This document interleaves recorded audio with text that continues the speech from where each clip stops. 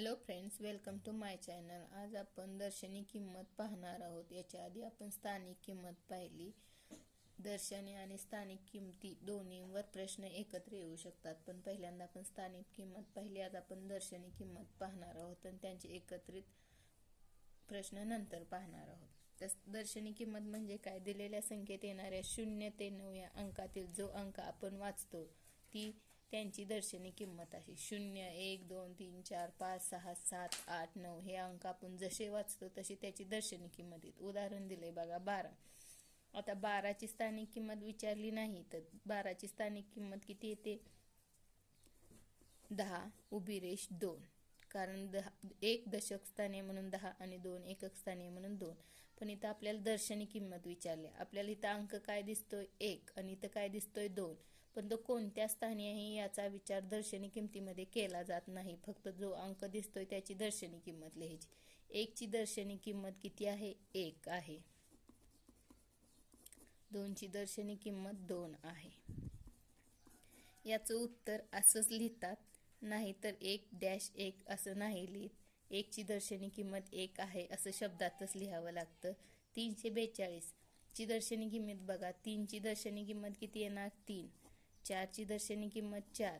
2 ची दर्शनी किंमत 2 आहे असंच येणार, कारण यात स्थानिक किंमत नाही लिहायची, आपल्याला फक्त दर्शनी किंमत लिहायची आहे. आता इथं बघा 51,385 या संख्येतील कोणत्या अंकाची दर्शनी किंमत सर्वात कमी आहे? आपणास जे अंक दिसतात, आता 5 ची 5 आहे, 1 ची 1 आहे, 3 ची 3, 8 ची 8, 5 ची 5. मग सगळ्यात लहान अंक कोणता आहे? तर 1. मग सर्वात लहान अंक कोणता? कमी किंमत कशाची येणार? 1 ची. आकडा क्रमांक 2. 45,389 या संख्येतील 5 ची स्थानिक 5 या अंकाची दर्शनी किंमत किती? 5 दिसतोय आपल्याला, त्याची दर्शनी किंमत किती राहणार? 5. आकडा क्रमांक 4. 5. 586 या संख्येतील 5 व 8 यांच्या दर्शनी किंमतीची दुप्पट किती? इथं काय विचारलंय आपल्याला? दुप्पट. मग 5 आणि 8 दर्शनी किंमतीत आहे असाच अंक राहतो. 5 अधिक 8 किती झालं? 8 आणि 5 13. आपल्याला त्यांनी दुप्पट विचारले म्हणजे काय करायचं? 13 अधिक 13. दुप्पट विचारले म्हणून तो अंक डबल लिहायचा. त्यांची बेरीज करायची. 3 आणि 3 6, 1 आणि 1 2. नाहीतर 13 गुणुले 2 दुप्पट विचारल्यामुळे. 3 दोन्ही 6, बे बे. उत्तर किती आलं? पर्याय क्रमांक 4 26.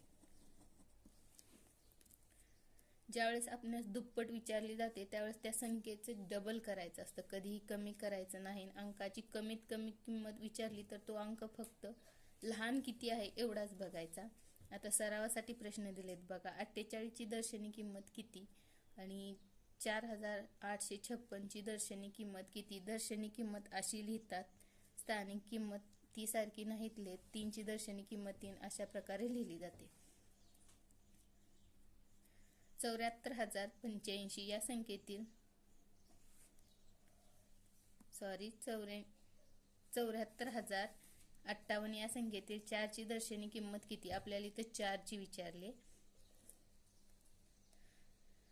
24,893 या संख्येतील कोणत्या अंकाची दर्शनी किंमत सर्वात कमी आहे? इथं पण दर्शनी किंमत विचारली आहे, पण सर्वात कमी विचारली आहे. प्रश्न नीट वाचा आणि नीट लिहा. ही स्थानिक किंमत नाही. स्थानिक आणि दर्शनी किंमत मध्ये फरक असतो.